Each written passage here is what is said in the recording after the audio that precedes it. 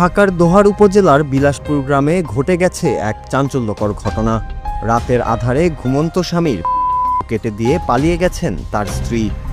ঘটনার পর আহত ওই স্বামীর চিৎকারে প্রতিবেশী ও পরিবারের অন্য সদস্যরা ভুক্তভোগীকে অবস্থায় পড়ে থাকতে দেখতে পায়। পরে তাকে উদ্ধার করে হাসপাতালে নিয়ে যান তারা। শুক্রবার ভোররাতে মিল্লিক বিলাসপুর গ্রামের শেখ আনসারের বাড়িতে এই ঘটনা ঘটে। ঘটনার পর থেকেই পলাতক রয়েছেন অভিযুক্ত স্ত্রী পায়েল।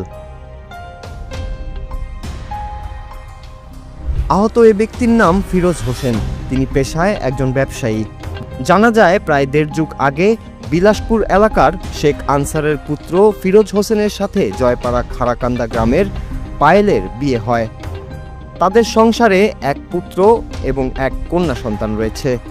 বিয়ের পর থেকেই পারিবারিক নানা বিষয়ে অশান্তি চলছিল এই দম্পতির মধ্যে।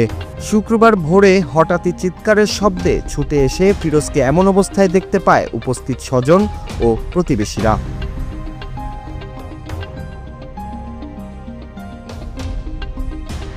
জানা যায় শুক্রবার ভোরে স্বামী ঘুমিয়ে থাকা অবস্থাতেই ব্লেড দিয়ে তার কেটে দেন স্ত্রী পায়েল। রমজান মাস হওয়ায় তখন সেহরির জন্য অনেকেই জেগেছিল। ফিরোজের আর্তনাদ শুনে প্রতিবেশীরা ছুটে আসলেও ততক্ষণে পায়েল পালিয়ে যান। এ সময় আহত ফিরোজকে উদ্ধার করে প্রথমে উপজেলা স্বাস্থ্য কেন্দ্রে নিয়ে যাওয়া হয়। অবস্থার অবনতি হওয়ায় তাকে ঢাকায় প্রেরণ করেন চিকিৎসকরা। বর্তমানে তিনি ঢাকার একটি হাসপাতালে চিকিৎসাধীন অবস্থায় রয়েছেন। ঘটনার পর থেকেই অভিযুক্ত গৃহবধূ পায়েলের কোনো খোঁজ মেলেনি।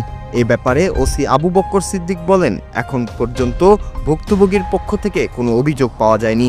অভিযোগ পেলেই আইনানুগভাবেই ব্যবস্থা নেওয়া হবে বলেও জানিয়েছেন ওই কর্মকর্তা। Bangla TV news desk.